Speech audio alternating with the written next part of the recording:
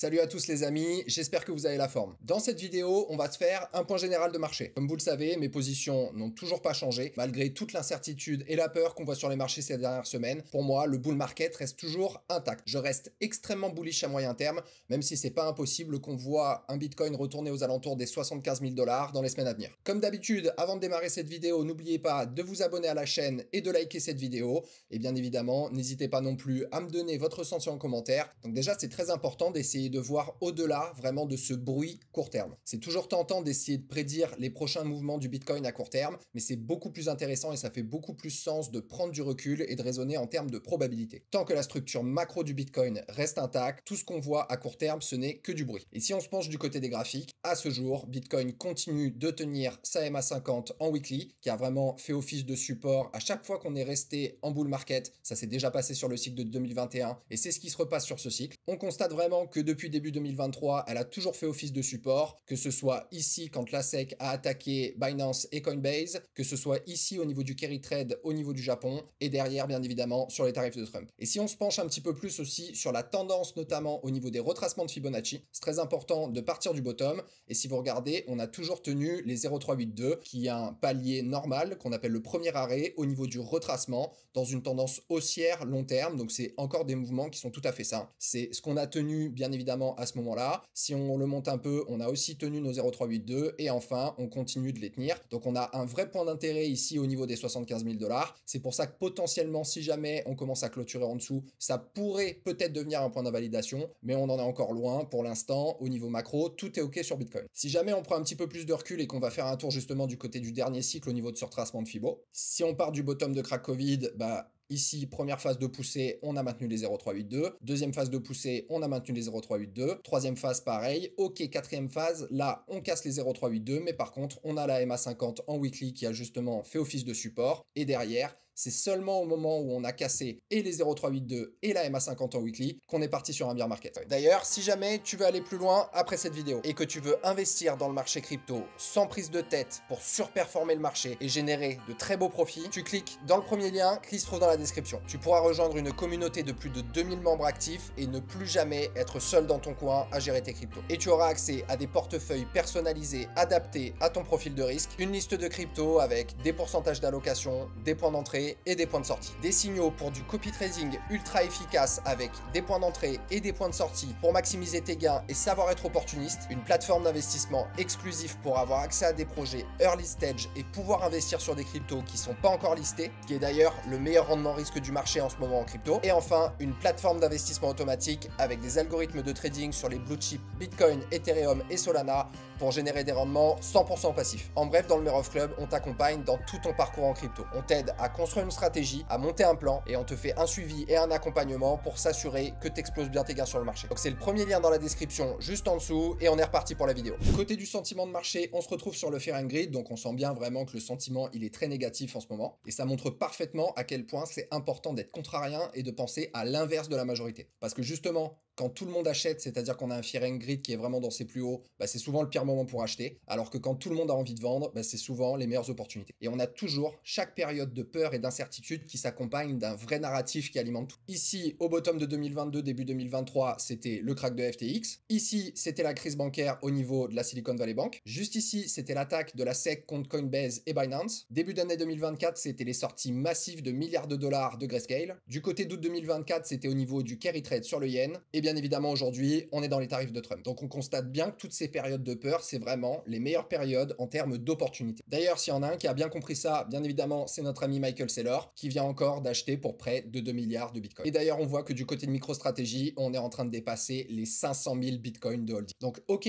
le sentiment de marché, il est pas bon, mais vous pouvez constater qu'il y en a qui sont en train de bien profiter de ça. Ensuite, du côté de la macro, on continue de subir la corrélation entre les actifs risqués. Comme vous le savez, la corrélation entre SP500, Nasdaq et Bitcoin, elle est flagrante, sachant que bien évidemment Bitcoin est un actif encore plus risqué. Donc on le constate assez facilement sur cette charte, quand on a vraiment le SP500 qui pousse, on a le Bitcoin qui est en train de faire des phases de poussée, phase de retracement sur le SP500, phase de correction sur Bitcoin, poussée du SP500, explosion du Bitcoin. Et je trouve pour le coup que c'est encore plus flagrant sur le Nasdaq. Moi, j'aime bien considérer le Bitcoin comme un petit Nasdaq sous stéroïdes. Ce qui veut dire que forcément, quand on a le SP500 ou le Nasdaq qui chute de 10%, on a le Bitcoin qui va chuter de 20 à 30% et inversement, bien évidemment. Et avec toute l'incertitude qu'on voit ces dernières semaines sur le marché, on a le SP500 et le Nasdaq qui dégoupillent. Donc forcément, le Bitcoin étant corrélé à ces deux actifs, c'est difficile de voir des semaines haussières sur Bitcoin. Mais encore une fois, comme lors des corrections précédentes, le marché a toujours fini par se retourner et par repartir à la hausse. D'ailleurs, en parlant des tarifs, on attend le 2 avril avec impatience. On a justement Donald Trump qui doit s'exprimer sur la réciprocité des fameux tarifs, ce qui bien évidemment menace l'ensemble du commerce international. Donc c'est bien évidemment un catalyseur qui pourrait voir les marchés actions, donc SP500 et Nasdaq repartir à la baisse et par corrélation le Bitcoin. Donc c'est cet événement qui pourrait potentiellement nous emmener revisiter les 75 000 $.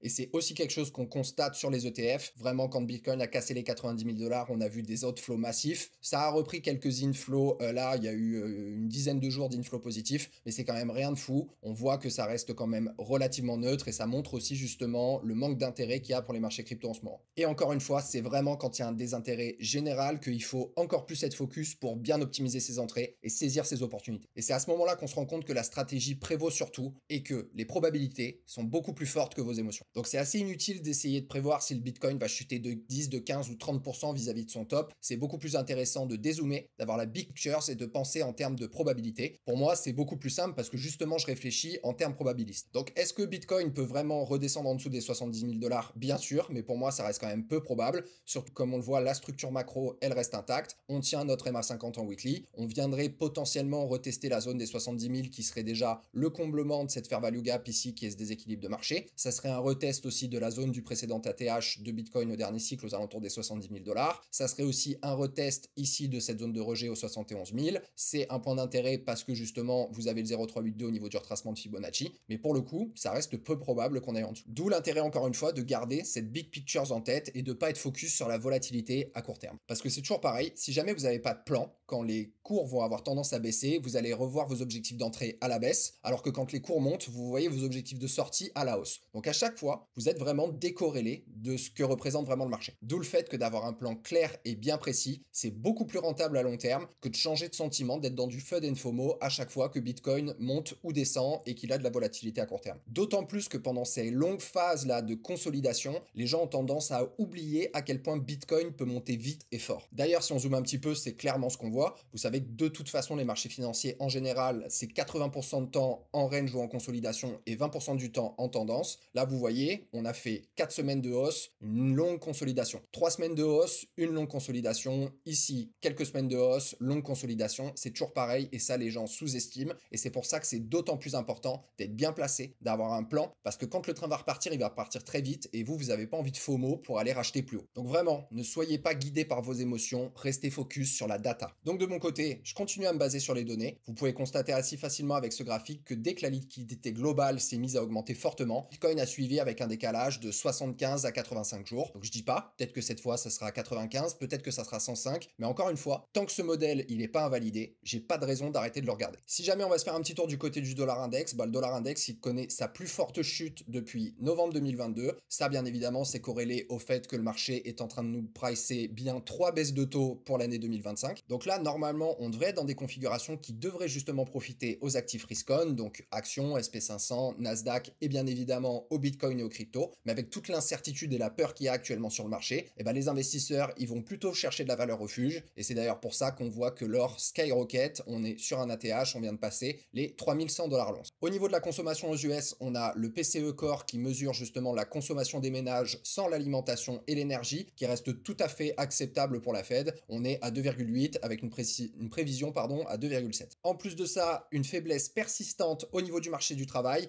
pourrait bien justement continuer de forcer la Fed à assouplir sa politique monétaire. D'ailleurs, on a pu voir au dernier FOMC qu'elle réduit encore son quantitative tightening.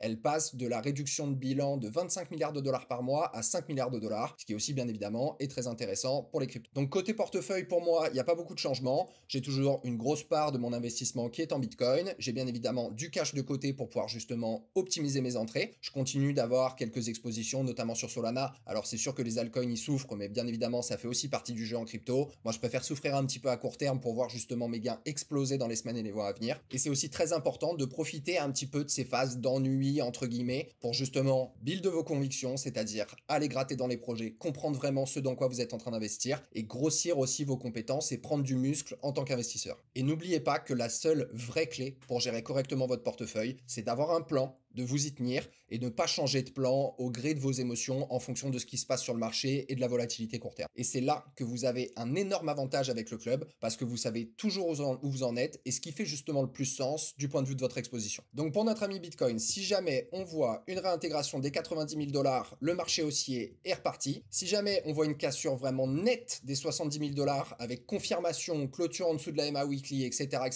on pourra commencer potentiellement à parler d'un retournement et d'un retracement plus profond, ce qui ne voudra toujours pas dire qu'on est en bear market. Par contre, tout ce qui se passe entre 90 et 70 000 $, c'est juste du bruit. Rappelez-vous bien ces trois choses, c'est que sur le long terme, les monnaies se dévaluent, les déficits des pays augmente et la dette des pays ne fait qu'augmenter. Donc forcément, la masse monétaire ne va faire qu'augmenter à long terme. Et dans ce contexte, les actifs risqués à supply limité, attention, bien évidemment, Bitcoin en premier lieu, ils vont de toute façon profiter de cette tendance. Là, il nous manque juste un petit peu plus de clarté au niveau du commerce international, de ce qui va se passer au niveau aussi de la politique monétaire de la Fed et bien évidemment les fameux tarifs de Trump. Mais ce qui est sûr, c'est que le pessimisme ambiant, il peut très vite s'inverser, qu'il suffit d'une bonne nouvelle ou d'un catalyseur positif pour que ça change complètement de tendance. Sans parler bien évidemment de ce cher euro numérique qui va arriver en Europe. Donc dans ce contexte-là, Bitcoin, ça devient vraiment votre assurance vie si jamais vous avez envie de garder un petit peu de liberté et de vie privée. Mais ça, c'est encore un autre sujet. Voilà les amis, c'est tout pour moi. J'espère que cette vidéo vous a plu. Comme d'habitude, n'hésitez pas à vous abonner à la chaîne si vous voulez voir plus de contenu comme celui-ci, à liker cette vidéo et à nous mettre un petit commentaire si jamais vous voulez qu'on puisse échanger. Et je vous rappelle aussi que tout ce qui a été dit dans cette vidéo n'est absolument pas un conseil en investissement. Moi, dans toutes les vidéos que je vous fais toutes les semaines, je vous partage juste mon avis.